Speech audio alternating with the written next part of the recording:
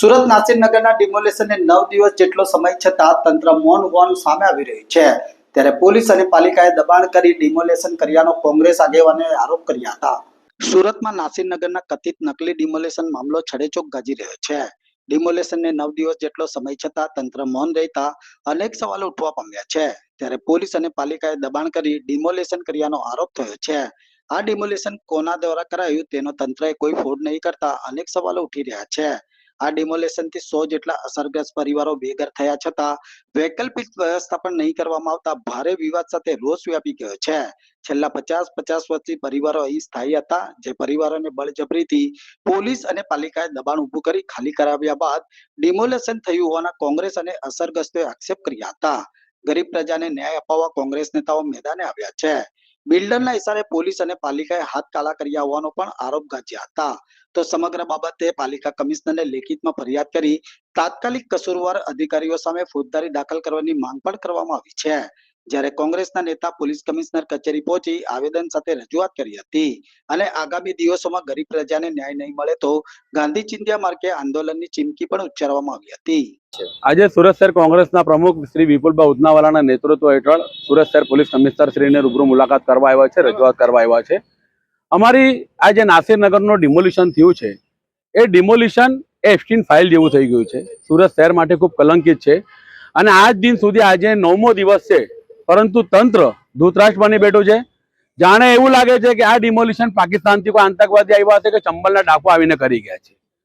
પોલીસની હાજરી છે, સુરત મહાનગરપાલિકાના જવાબદાર કર્મચારીઓની હાજરી છે। દિવસના અજવાળે ડિમોલિશન થયું, એમ છતાં તંત્ર મગનું નામ મરી પાડતું નથી અને મ્યુનિસિપલ કમિશનર નાગરાજન ચૂંટાયેલા જનપ્રતિનિધિઓને પણ ખોટું બોલી રહ્યા છે, મીડિયાને પણ ખોટું બોલી રહ્યા છે। અહીં સુધી કે જે જયંગ જીવન રામજીવાલા કાર્યપાલક ઇજનેર છે, જે સૌથી મોટા આમાં કટકીબાજ છે, ભ્રષ્ટાચારી છે, એણે મીડિયા સમક્ષ કીધું કે સુરત મહાનગરપાલિકાએ ડિમોલિશન નથી કર્યું। આજે મેં એનો વિડીયો બહાર પાડ્યો છે કે જે સમયે ડિમોલિશનની કાર્યવાહી ચાલતી હતી, સુરત મહાનગરપાલિકા સેન્ટ્રલ ઝોનનો જે ઇજારદાર છે શ્રીરામ એજન્સી વાળો, એના પોકલેન મશીન, જેસીબી મશીન, એના લેબરો કામ કરતા હતા, એને માર્ગદર્શન આપતા હતા શ્રી જયંગ જીવન રામજીવાલા, સેન્ટ્રલ ઝોનનો કાર્યપાલક ઇજનેર છે। જે આઈડીડી વિભાગનો કાર્યપાલક ઇજનેર છે સુજલ પ્રજાપતિ, સેન્ટ્રલ ઝોનનો ડેપ્યુટી ઇજનેર છે અર્પણ પરમાર, અને જે સેન્ટ્રલ ઝોનનો શહેર વિકાસમાં જે આસિસ્ટન્ટ ઇજનેરો છે, જેમાં મોનિક ગઢિયા, નરેશ ગલચર, જેનિસ પટેલ, ઋષિકેશ પટેલ અને એમની સાથેની જે ટીએ અને સુપરવાઇઝરોની ટીમ છે, જેમાં મહિલા કર્મચારીઓ પણ હાજર છે, એવા 25 જેટલા કર્મચારીઓ હાજર થઈને એમ રોડની માપણી નહીં કરતા હતા, પરંતુ ગરીબોના ઘરને ટાર્ગેટ કરતા હતા અને ડિમોલિશન કરાવતા હતા। એટલે એ લોકોએ દિન દહાડે બિલ્ડરના લાભાર્થે જે સોપારી ફોડી છે, એ કોંગ્રેસ પાર્ટી આવો અન્યાય કોઈ પણ સંજોગોમાં ચલવી નહીં લેશે।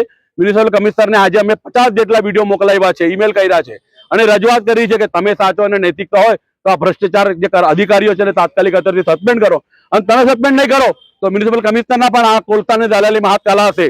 પોલીસ કમિશનર પણ આમાં સંડોવાયેલા છે। જો એ લોકો આજ દિન સુધી કામ નથી કરતા કે એમાં એક્શન નથી લેતા, એટલે એ પણ રૂપિયા લઈને દબાયેલા છે, તો જે એક્શન ના લેતા હોય એ જ બની શકે છે। અને સરકાર મૌન ધારણ કરીને બેઠી છે, દુષ્ટાટ બનીને બેઠી છે।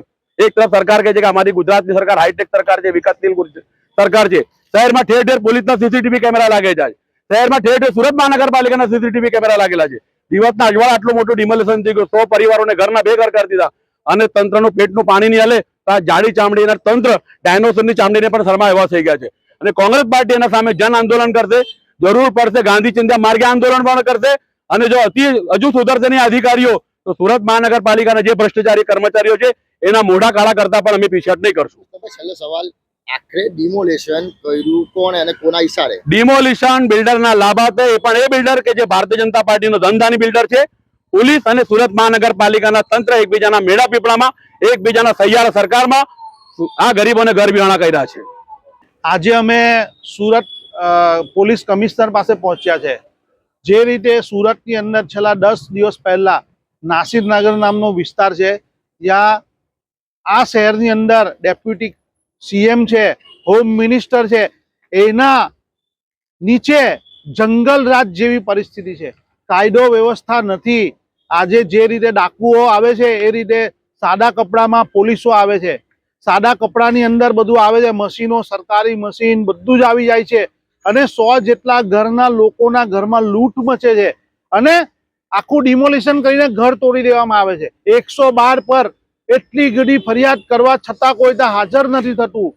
પીઆઈ આવીને દૂરથી જતા રહે છે અને જ્યારે રાજકીય પક્ષ અમે કોંગ્રેસ પાર્ટી એ સ્થળ પર એ લોકો અસરગ્રસ્તોની સામે જતા એ લોકોના કહેવા પર એ લોકોની બોલાવા પર જ્યારે પોલીસ અમને આવી અમારી સાથે બળ પ્રયોગ કરે છે, દંડા મારે છે, હથિયાર બતાવે છે અને અમને કાયદો બતાવે છે કે તમે સરકારી કામમાં રૂકાવટ કરો છો, તમારી પર ગુનો દાખલ કરી અને તમને જેલમાં પૂરી દેવામાં આવશે.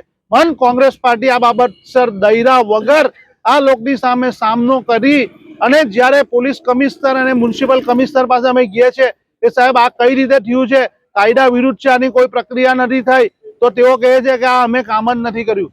તો પોલીસ કમિશનરના સ્ટાફ, પોલીસનો સ્ટાફ, કોર્પોરેશનનો સ્ટાફ ત્યાં શું કરતો હતો આઈડેન્ટિટી સાથે.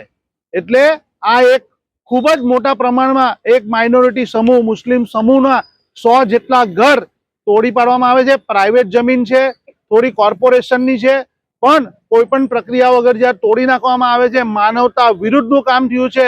ત્યારે અમે તેમની સામે છેલ્લા 10 દિવસથી દરરોજ લડીએ છીએ અને આજે કમિશનર સાહેબને મળવા આવ્યા છે અને કમિશનર સાહેબને કહ્યું હજુ સુધી ગુનો કેમ દાખલ નથી થયો. જ્યારે ઇન્ટરનેશનલ મીડિયા, ભારત સરકાર, ગુજરાત સરકાર આની નોંધ લેતી હોય તો પણ હજુ તમે ગુનો દાખલ નથી કર્યો, એનું કારણ શું છે એ પૂછવા માટે આવ્યા છે અને અમે અમારે લેખિત ફરિયાદ લઈને આવ્યા છીએ.